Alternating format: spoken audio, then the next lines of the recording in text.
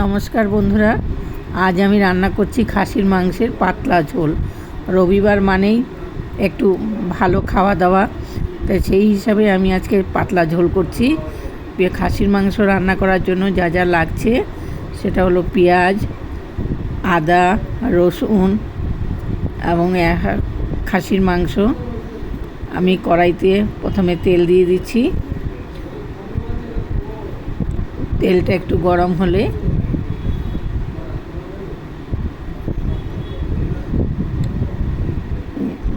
তেজপাতা, গোটা গরম মশলা দিয়ে একটু নাড়াচাড়া করে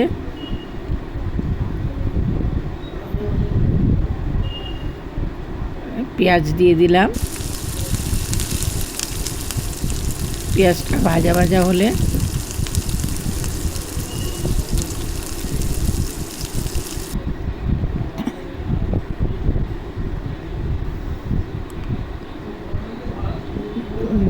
দুটো টমেটো বড় সাইজের দিয়ে দিলাম সাথে, এবং একটু নুন দিয়ে ভাজলে টমেটোগুলো তাড়াতাড়ি গলে যায়।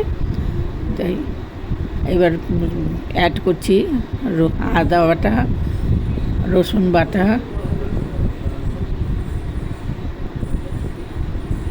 হলুদের গুঁড়ো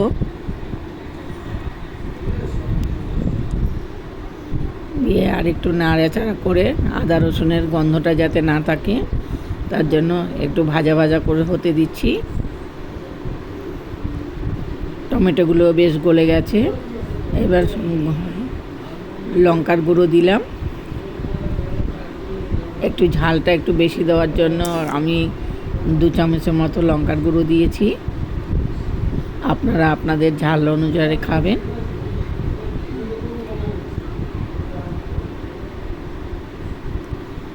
একটু জল অ্যাড করলাম মশলাটা ভাজা করার জন্য।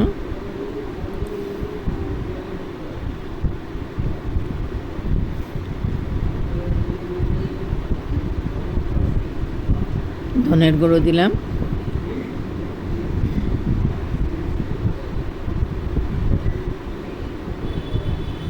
আর একটু জল দিয়ে নাড়াচাড়া করছি।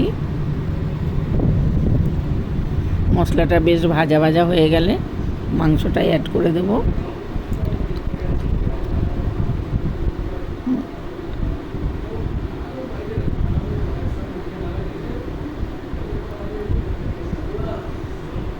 এবার নুন দিয়ে দিলাম।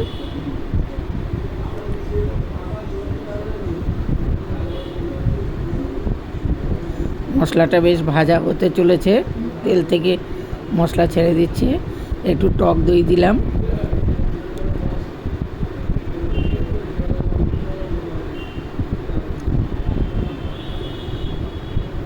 খাসির মাংসে একটু টক দই দিলে মাংসের ঝোলটার ভালো টেস্ট হয়, সেই জন্য টক দই অ্যাড করলাম।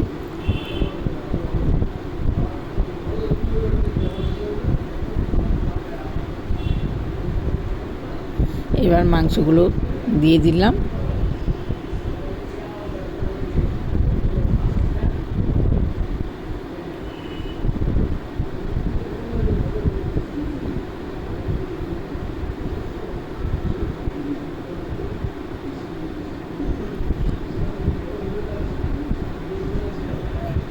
মাংসগুলো বেশ নাড়াচাড়া করে একটু ঢাকা দিয়ে দিচ্ছি। এবার আবার ঢাকা খুলে দিচ্ছি। এবার আলুগুলো অ্যাড করে দিলাম।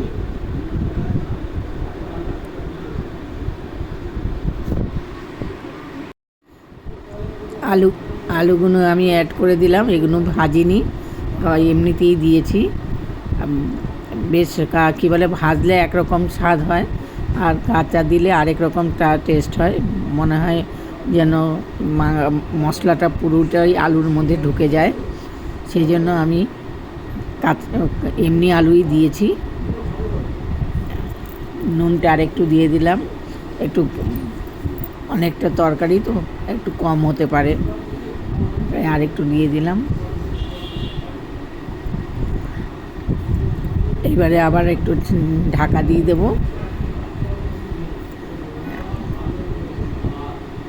ঢাকা দিয়ে দিলাম। ঝোলটা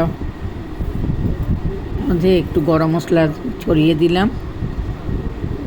ঝোলটা বেশ ভালোই লাগছে দেখতে, দেখুন খুব সুন্দর হয়েছে রঙের, মানে মাংসের কালারটা। আর এরকমই পাতলা পাতলা ঝোল মানে গরম ভাতের সাথে ভালোই লাগে। আমার তো ভালো লাগে, এবার আপনাদের কেমন লাগে বলবেন। ঠিক আছে।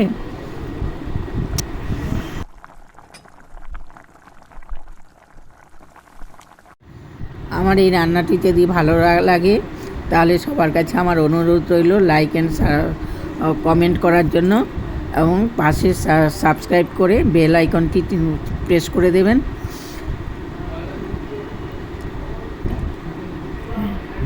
সবাই কমেন্টে জানাবেন, এবং কে কোথা থেকে দেখছেন কমেন্ট করে অবশ্যই জানাবেন। আজকে এখানেই রাখছি, নমস্কার, টাটা। সবাই ভালো থাকুন, সুস্থ থাকুন, এই কামনাই করছি।